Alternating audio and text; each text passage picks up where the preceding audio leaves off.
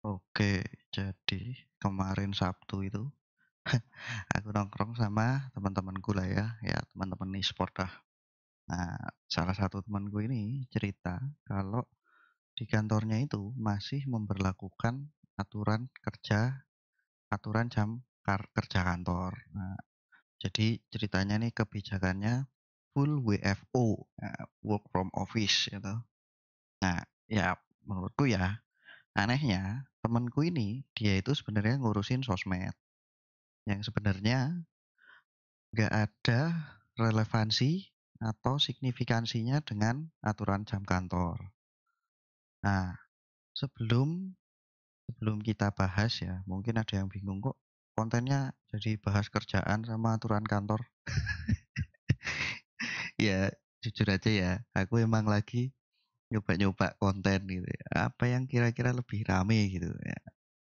Plus aku ya sebenarnya udah dari dulu tuh gatel gitu ya dengan aturan-aturan kantor yang sebenarnya kalau mau dipikir lebih jauh ya kan nggak relevan sebenarnya dengan kerjaannya.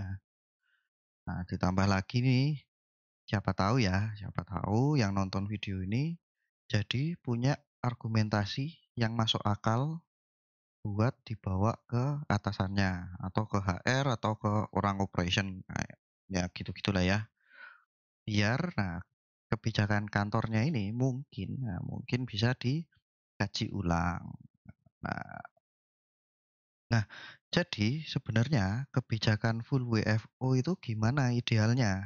Idealnya ya, ya ini menurutku aku udah pindah-pindah kantor tuh dari 2008 itu udah ada berapa ya? 9 kantor ya, 9 perusahaan. Menurutku sebenarnya kebijakan full WFO yang strict dengan jam kantor itu harusnya dikembalikan lagi ke KPI atau hasil produksinya itu apa, ya kan? Ya, aku cerita dikit lah ya. Jadi tahun 2009 dulu, aku tuh dipercaya buat megang tim redaksi salah satu majalah game di Indonesia.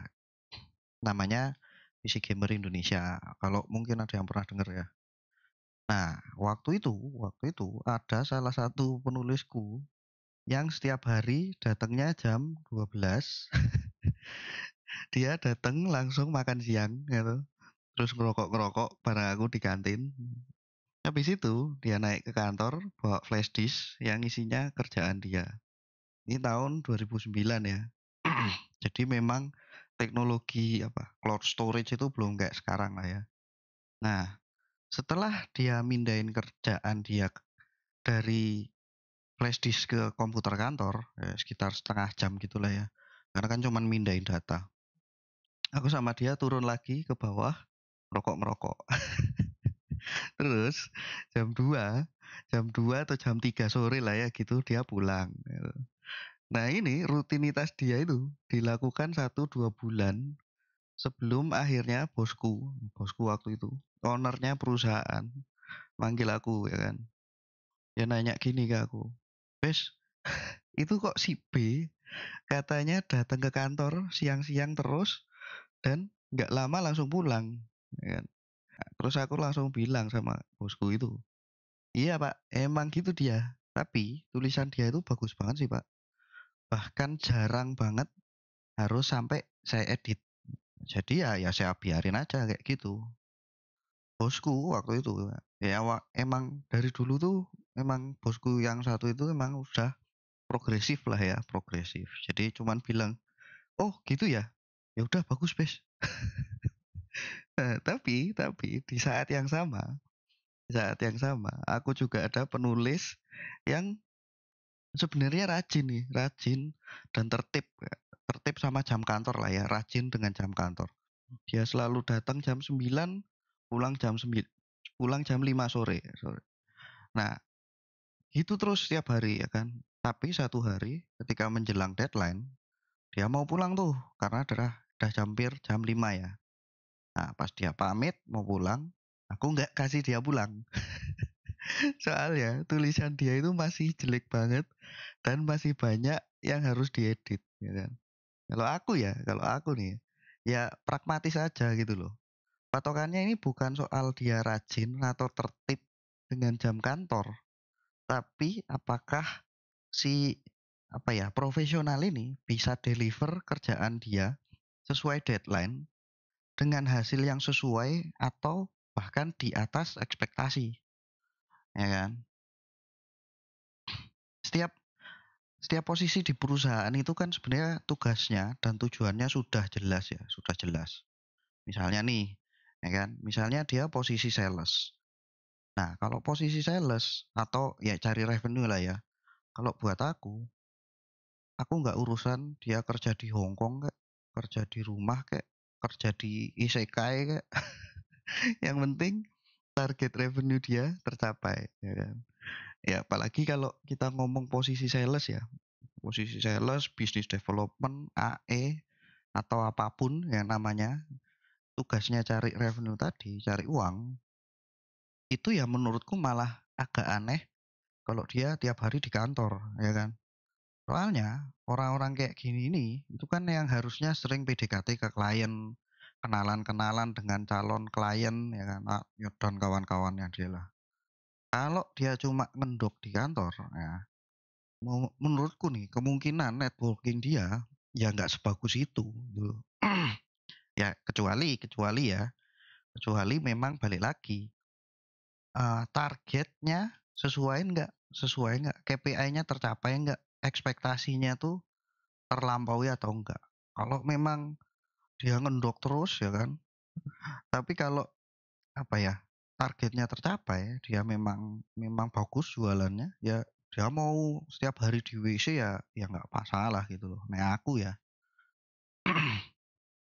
Nah, posisi-posisi pembuat konten, nah, menurutku juga harusnya fleksibel soal ngantor, ya kan. Soalnya di posisi-posisi itu kerjaannya kerja atau enggak, ya kan. Itu kan gampang banget dilihat ya. Gampang banget dilihat. Misalnya nih, orang sosmed ya kan. Salah satu pembuat konten kan orang sosmed ya. Misalnya bisa aja KPI dia satu hari 3 post ya kan, 3 postingan. Kalau sampai hari itu dia nggak naikin 3, ya berarti dia bolos ya kan. Ini kan gampang ya, gampang. Patokan ini pun sebenarnya menurutku masih belum ideal buat misalnya kayak media ya kan.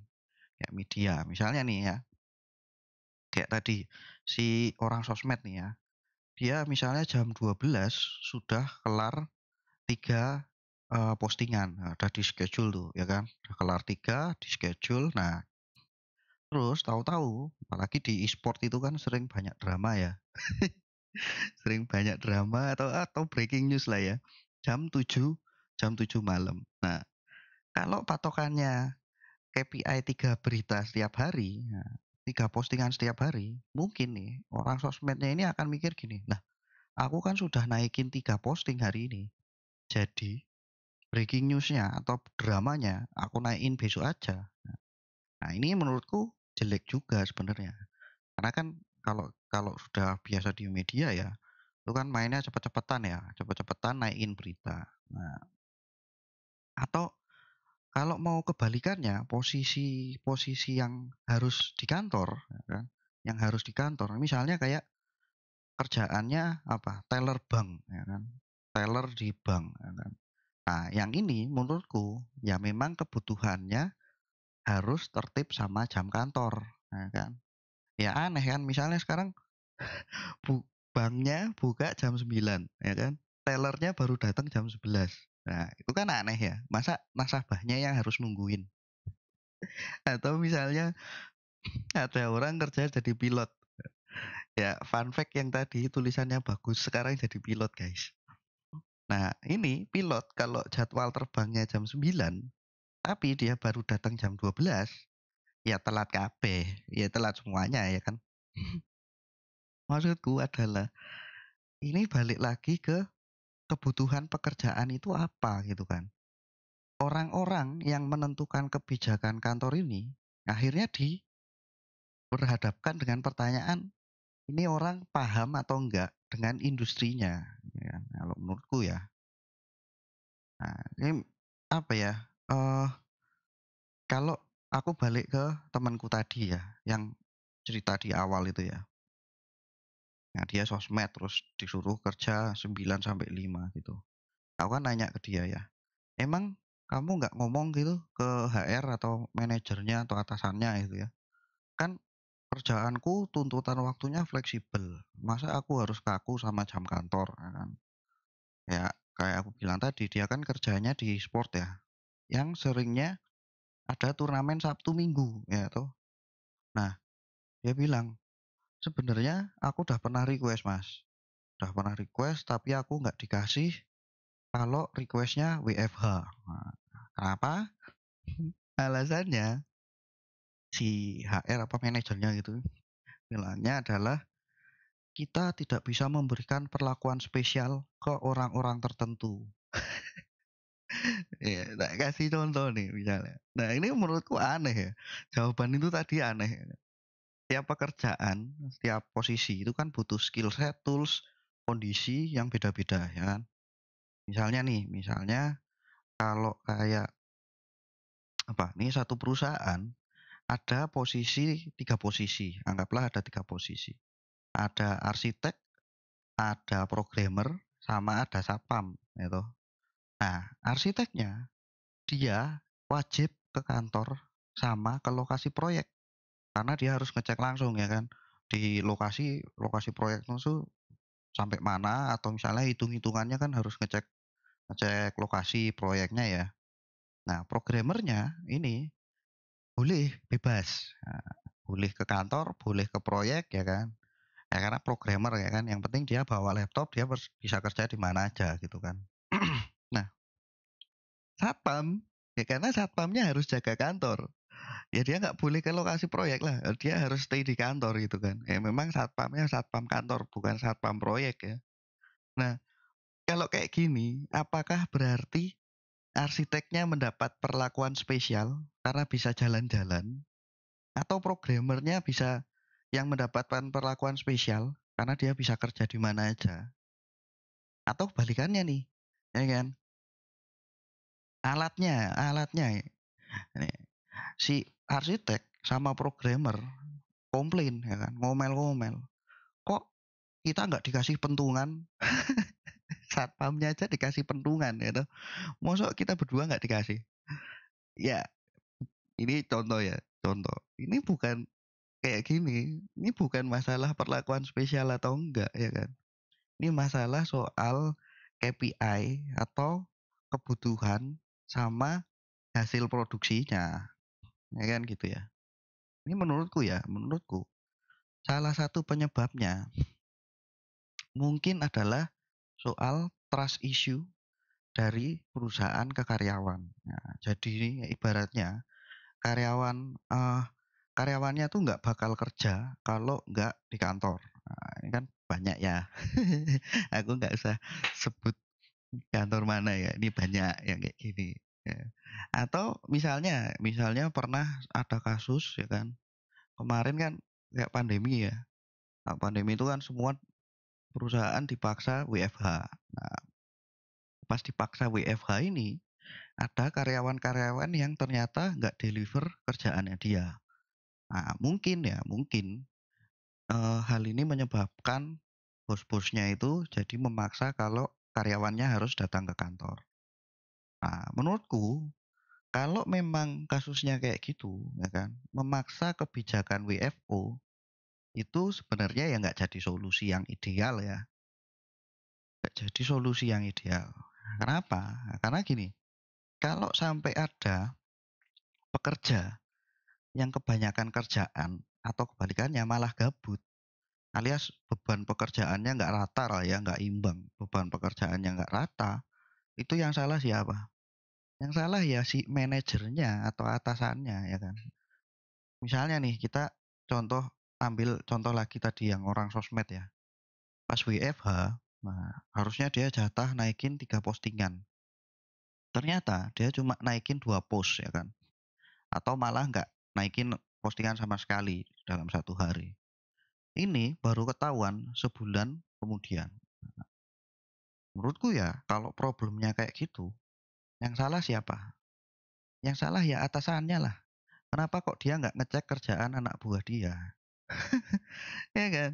Ngecek kerjaan anak sosmed ini kan juga bisa dilakukan dimanapun ya. Di jalan, di toilet ya juga bisa. Di toilet bisa dicek ini kempos apa enggak nih anak buahku, ya kan? Nah, misalnya kalau dipaksa WFO, tapi manajernya tetap dodol gitu ya. Tetap tetap dia nggak ngecek kerjaan anak buahnya, ya nggak ngefek juga. Ini akan anak buah tadi yang males itu di kantor apa enggak ya kan? Ya karena nggak dicek kok sama manajernya. Ya bisa aja kan dia di kantor cuma pura-pura kerja atau ngobrol-ngobrol nggak jelas gitu. Karena faktanya juga banyak.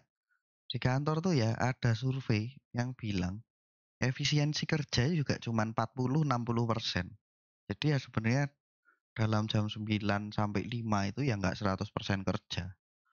Bohong kalau ada yang bilang 100% kerja ya. Nah, terus kalau problemnya soal monitoring kerjaan, menurutku ya mau itu dari rumah, dari kantor, ya sama aja. Kalau memang si manajemennya itu nggak jago lah soal monitoring kerjaan. Terus, argumentasi dari orang-orang yang pro soal full WFO itu biasanya kan soal komunikasi. Nah, aku pribadi juga pernah punya atasan, punya bawahan, dan punya bawahan yang slow responnya tuh amit-amit lah ya, kebangetan banget ketika di WA atau di chat. Emang orang-orang ini nyebelin banget. Jadi kayak belum selesai nih obrolannya nih, ya kan? Belum selesai bahas kerjaannya, terus orangnya tahu-tahu ngilang, nggak jelas dan nggak respon lagi. Nah, kalau yang kayak gini, sebelum dipaksa WFO, menurutku ada solusi lain yang dicoba, yang bisa dicoba, ya kan? Buat bawahan atau yang atasan yang slow respon itu tadi, ketika slow respon di chat, coba ditelepon, ya kan? Ditelepon atau video call lah ya. Nah, sekarang kan gampang ya, telepon juga bisa pakai apapun gitu. Nah, itu baru nanti dievaluasi lagi. Kalau misalnya sudah ditelepon, di video call, tapi ternyata emang orangnya susah nangkep, ya kan? Meskipun sudah dikasih tahu lewat telepon berkali-kali. Nah, mungkin baru itu harus dipaksa WFO, ya kan. Ya itu kalau kasusnya ke bawahan ya. Karena kan agak impossible kalau memaksa atasan berubah, ya kan. Ya atasan itu selalu benar lah ya. Nah, setelah dipaksa WFO di karyawan tadi, ya kan. Ya dicek lagi, apakah komunikasinya jadi lancar? Ya enggak? Ya ini harus evaluasi terus gitu loh, ya namanya kerja ya kan. Nah menurutku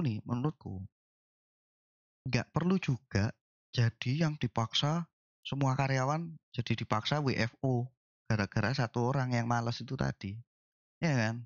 Ya kan nggak adil ya. Yang bermasalah dengan komunikasi itu satu orang. Kenapa yang fast respon, yang rajin apa ya ngeliatin WA, chat gitu responsif lah. Kenapa harus ikut dipaksa ngikutin aturan yang nggak relevan. Nah, ya ini menurutku apa ya? eh ini menurutku problem di banyak kantor juga sih ya. Orang-orang yang kerjaannya nggak jelas, yaitu nggak bisa deliver kerjaan, nggak diapa-apain. Sedangkan orang-orang yang rajin, yang kerjanya bagus, malah jadi kena imbasnya, ya, kena hukuman juga kayak tadi gitu loh. Lah yang fast respon, yang slow respon dia kok aku yang kena, misalnya. Nah, mungkin kapan-kapan aku bahas soal inilah ya di lain video. Kalau konten-konten gini ternyata malah rame. Ya wis, gitu aja ya. Ya semoga video ini bisa jadi amunisi baru, argumentasi buat kantor-kantor yang masih kaku ya soal jam kantor. Jadi ya sampai ketemu lagi di video berikutnya ya. Dadah.